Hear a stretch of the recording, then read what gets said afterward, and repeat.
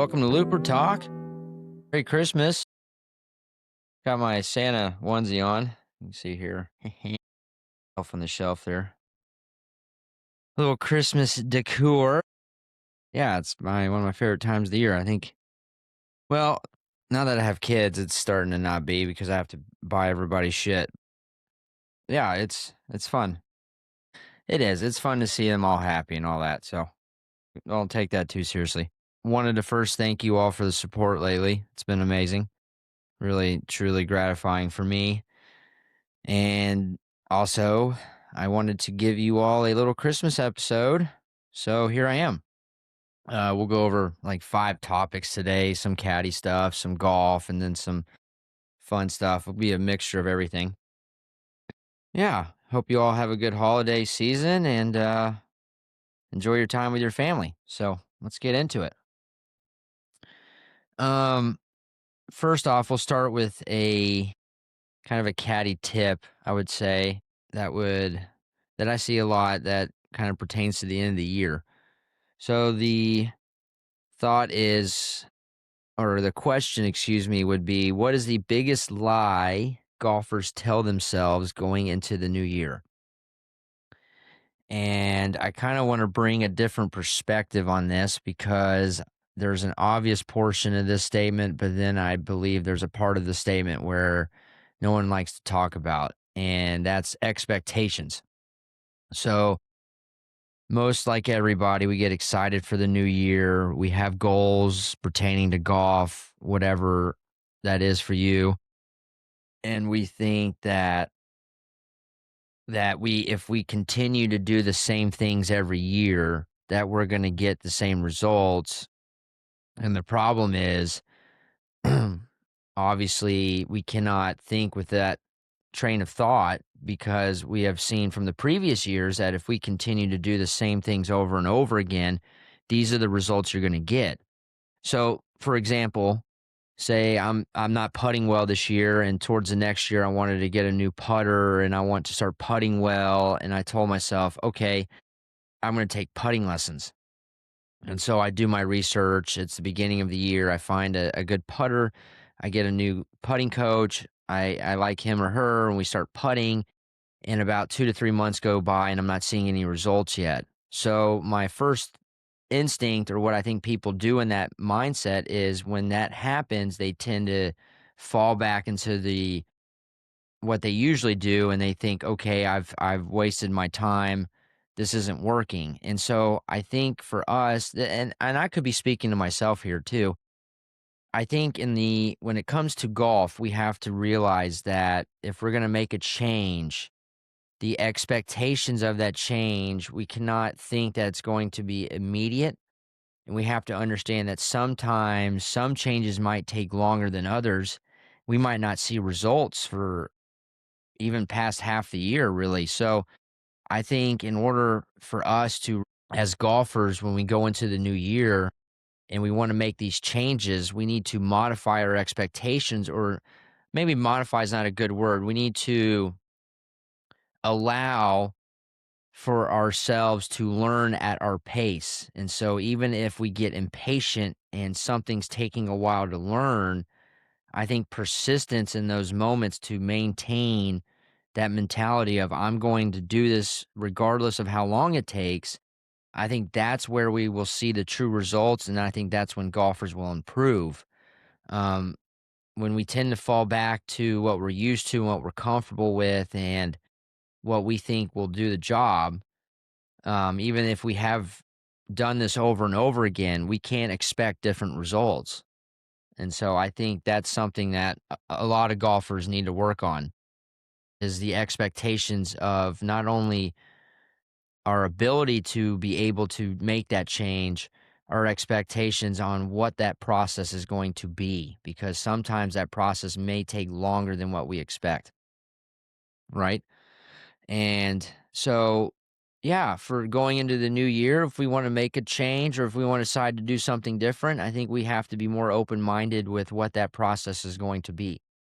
And sometimes that process could be long and sometimes it might not be. We don't know. But to expect something and how that process is going to play out, preventing us from allowing us to improve.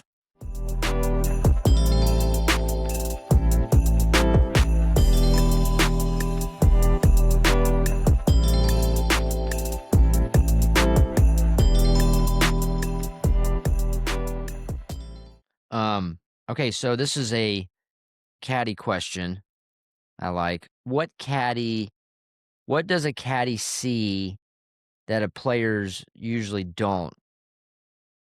And I think this is going to be more on the mental side because the physical stuff, I think both players and caddy see, which are very obvious, like wind, grain in the greens, to the layout, how the layout's formed.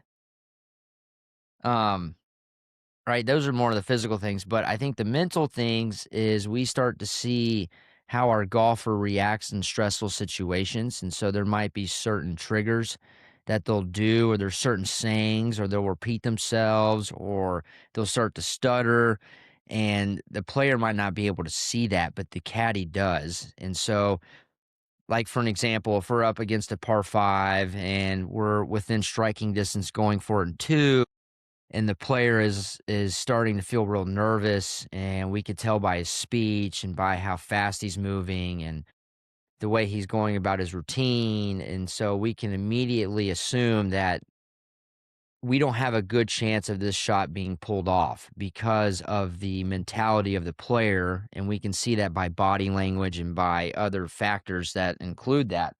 Sometimes I feel like as caddies, we should be more vocal in these moments, and we need to tell our players, "Hey, look, I don't think this is a good idea. I don't feel like we're comfortable enough to perform this. There's another way of doing this without us taking a way that creates so much anxiety for us." And so, and as a player, it would be really hard for a player to see that because they're so in the moment and they're so concerned about what they're doing and what needs to be done, that some of these kind of habits that they've developed over the years from being nervous, those habits are going to pass through and they're not going to have any idea they're doing them. And so a caddy can pick up on those little moments, and if we can pick up on those, then we can see how our players feeling, and we can maybe test out the water if they're comfortable enough to perform something, or if we should lay off on something. Right, and so for a caddy, reading the player in that way, how their body language is, what they're talking, how they're talking, right? Those are big factors for us to develop a strategy within that hole. So I think on the mental side, a caddy can observe a player, and that player might not have any idea what's really going on, or they might not even understand that they're even feeling a certain way. They're just so caught up in the moment that they're not able to maybe think clearly or be aware of how they're acting. And- all right. So next question, which I believe is a really really good question. The year I realized golf wasn't the problem, and I this is something I've had to work on because I tend to think that I'm a victim. I used to do that a lot, especially growing up. I used to think that nothing was my fault, that that everything's out to get me, everything's against me, it's not my problem, I'm unlucky. Things like I think God hates me, like weird stuff, and that was a lot of underlying childhood trauma that really had nothing to do with golf. But I didn't really realize golf wasn't the problem till about 25, 26 years old. And this is when I started caddying in Cherry Hills in Colorado for a little bit. I was out there for about a year and a half. I don't know. I could just start to tell. I was listening to a lot of motivational speaking back then. So a lot of Eric Thomas, Andrew Tate, Jordan Peterson. Um, what's that pastor's name? The big black dude. and he got caught with the Diddy shit. I can't think of his name. But anyways, and I think motivational speaking was, and I probably out of all, oh, Inky Johnson. I would say out of all those guys, I'm only fans of probably Eric Thomas and Inky Johnson now. Most of them, well, Aaron Tate too. I like him too. But most of them, like Jordan Peterson, I'm not a huge fan of anymore. But anyways, that's besides the point. Um, and at that time, I was listening to a lot of motivational speaking, and so listening to these people, they actually reshaped my mentality to get me to understand, like, okay, look, you're being an idiot. You think this way. That's not correct. You are your own problem. The universe is not trying to get you. You need to get up off your ass. You need to stop whining and complaining, and you need to go out there and get it done. And I think that lit a fire under my ass. And when I realized that, one, golf's a hard game. Two, you're never going to master it. And three, the ego will destroy you in this game. I don't know. And just from listening to these motivational speakers and from dealing with stuff through my past, I was just tired of being angry. I was tired of not finishing rounds, which I still have a hard time doing to this day. If I'm playing a bad tournament round and I don't have to be there, I'll leave. I'm not wasting my time. And it's because back when I was a kid, I didn't have the money. And so I hate wasting money, and it drives me I almost to the point where I can't stand it. And that's something I'm still working on. But yeah, I started realizing probably back in 2017 that golf wasn't the problem, it was me. It was my mentality, it was the way I'm seeing it. So, therefore, I had to uh, yeah, I just had to figure it out and go from there. But what I really learned in those moments was that if I tend to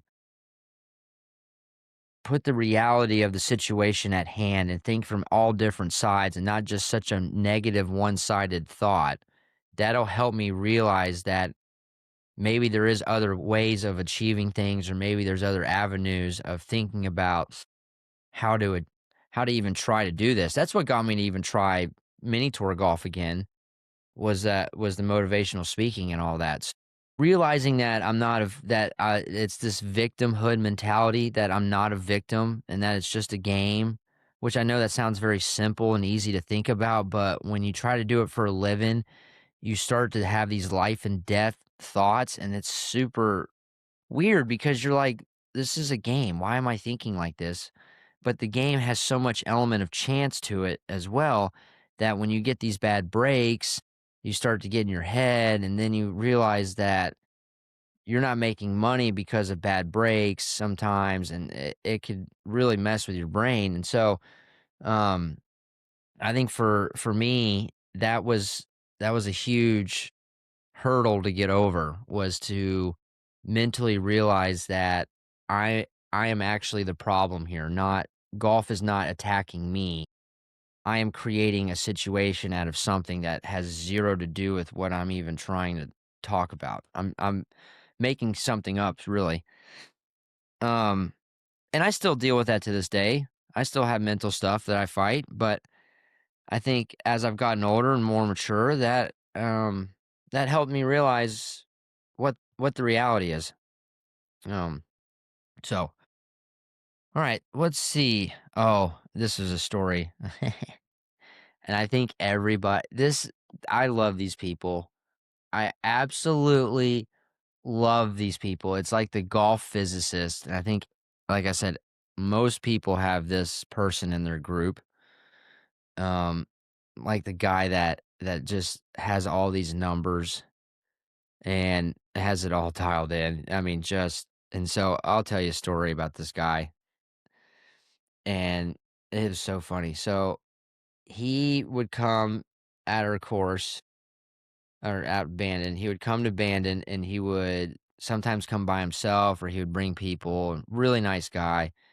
And the first time I met him, he was just by himself.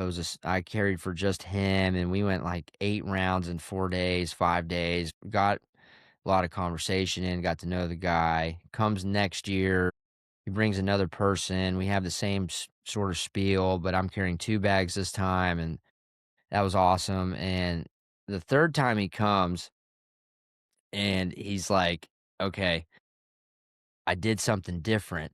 And so what he did is he made this laminate card, okay? And it was about the size of like a Game Boy. It was a little laminate card and it had every single club, right?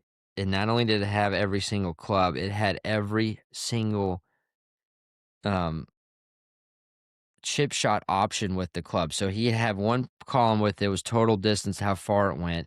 And then he'd have this other column where he would have a club and he would have these three chipping spots. So he would call it hip height, knee height, and like ankle height, like I guess, or whatever. You get the point.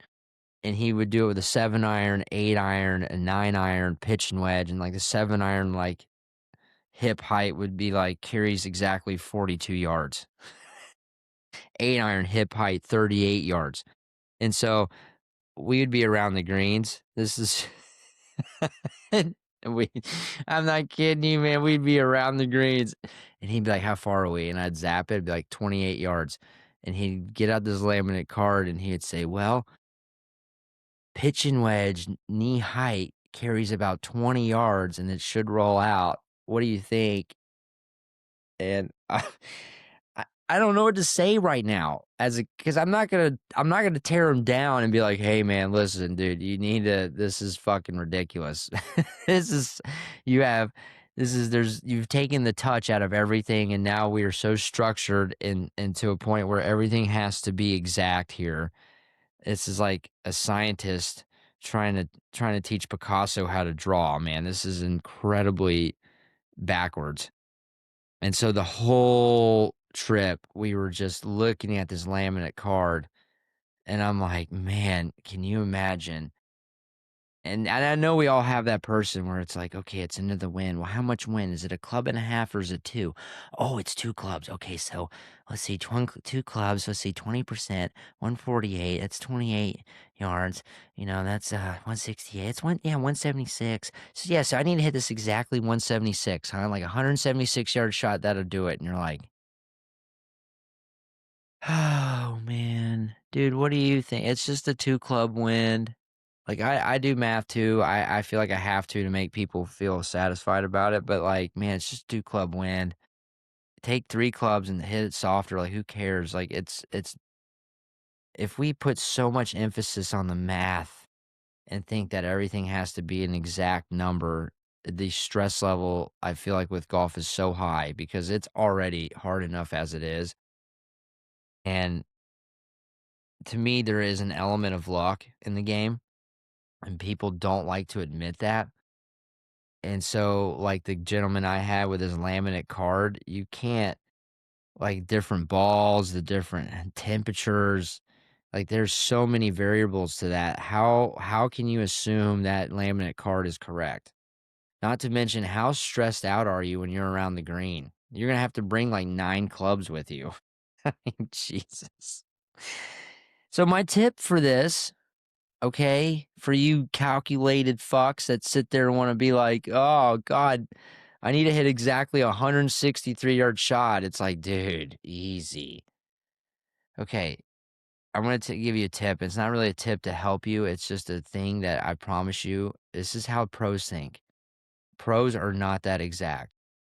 Maybe Mo Norman, I'd argue that, sure, if that, but he had Asperger's, all right? Or he was something mentally there. We know that. But real life good players do not think like that at all. They don't. They base a lot of shots from inside 50 yards on feel. Some might have some numbers that way they understand what the shot needs to feel like, but they are never trying to hit exact numbers of 163, 168. Sure, they'll say they are, but no real professional has that much control over the golf ball. Maybe within a 3 to 5 yard window, I'd argue that, but they do not have it to the yard. They don't. So, for you mathematicians, please just let it go, figure out a rough number, and then from 50 yards in, just Act like you're under tossing a ball, man. Just feel it out, find you a landing spot. If you have to take it back further some days and some days you don't, then that's just the way it is, man. But it's not this calculated of a movement. It's just not. It's a feel thing on most levels. Now, how you get good at golf is you develop your feeling to where it's structurally at a point, yes, that can produce you good results. But in terms of how much control I have over it, no one, even Ben Hogan, does not have that much control over how far the ball's going. I promise you they don't. They just don't. It's impossible. Okay, last thing, episode. This is awesome. So this is a Christmas round. Every Christmas Eve, I don't know if you all do this with your families. I do it with mine. I try to, and my wife is not a big golfer. Actually, she doesn't even know anything about golf. She does now, but that was not her thing at all. And every Christmas Eve, I always go golfing and I'll take the kids. This year, I'll wear the Santa onesie and we'll fuck around and I love it. And it started with my dad. I'll never forget this round. I grew up in Asheville, North Carolina. I don't know if y'all know, it's up in the mountains of western North Carolina. It's a town that's been found out. It's very pretty. It's right in the Smoky Mountain chain, kind of in the southern belt of the Appalachian Mountains. Really good spot. And the course I grew up on, like you all know, Asheville Muni, sort of hilly, sort of. The front nine's not, the back nine is. And we decided to play 9 holes on Christmas Eve. It was about 35 degrees, and my dad couldn't help it, and he goes, "Hey, I got you a gift." Um, and this was 2002, maybe 2001. Yeah, I was probably 9 or 10. And he goes, "I got you a gift. I didn't get you a lot, but I saved up and got you this one gift." And I'm like, "Okay." And he didn't let me, the golf course had it. I didn't see it till I got to the course. And so when I got to the course, I walk in and there it was. It was the brand new R7 quad, the one with the weights in it. Y'all know which one it was the very first driver. Excuse me. It was the very first driver that had interchangeable weights in it. It had the checkered flag on the shaft. The shaft was like red, yellow, and gray, right? And it had the weights were yellow and red. Y'all know which driver I'm talking about. I'll post it up here. It's sweet, dude. Holy shit. I'm not kidding you. I was shocked. Okay. So the whole purpose of this story is we get there and I'm loving it. Absolutely loving it. And we get through the round. I think I almost topped every drive. I hit one drive good on 9, and I was so pissed off. Thought it was the worst drive. I was so mad, and I was like, it was the biggest deflation ever because here I am with this best piece of technology, and for my dad to buy that for us, that was a big deal. And I'm thinking, it was like my first taste of golf, right? Because you're like, oh my God, it's not me, it's the clubs. If I get new clubs, I'm going to be great. I'm just going to play amazing. And so there's this brand new driver, right? And it's got interchangeable weights and it comes with a screwdriver. And we're all just like, oh my God, this is like, there's no way you're going to play bad. And dude, I hit it so bad. And I'm like 11-year-old and I'm just bitching the whole time, dude. I'm just bitching the whole time.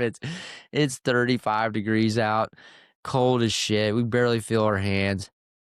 And I just I just know when we got in the truck, my dad had to be like, God damn it. I just spent all that money, all that time, and I just watched my son walk around 9 holes and just bitch to the upper moon because he couldn't hit it worth a shit. And I spent all this time and money on it. Oh man, I love my dad. The fact that he had to put up with that shit. Oh man, but isn't that funny? Like as a 10, or yeah, I guess I was 10 years old. As a 10-year-old, it's like golf just sat me on my ass immediately. Didn't even care. Like, oh yeah, you got a new club. You think you're gonna get better than that? Suck it. Thank you, Dad, for the new club. It was awesome. Oh, those weights in it. My dad and we were so nervous to unscrew the weights. I don't think we did for like a month. We didn't even touch the screwdriver. And I don't know if the shaft was interchangeable. I don't think it was. It might have been. I don't think it was. No, it wasn't. No, no way. No, no, the shaft wasn't interchangeable. It was just the weights in the head. That's right. Well, Merry Christmas, you filthy animals. My show for the holidays. Yeah, shoot a comment. Let me know what you think. Again, thank you all for the recent support. It's been amazing. Glad I'm trying to get a good caddy platform going. Also, I would like to have a platform where we have some higher IQ golf content, hopefully. Do my best on that. And then, yeah, see if we can keep this show rolling. So, um, yeah, again, thank you all for supporting Looper Talk. Again, my name is Tim Palmer. Don't forget, lighten your bags, 200 a strap. Y'all have a Merry Christmas and Happy Holidays. Thank you. Take care.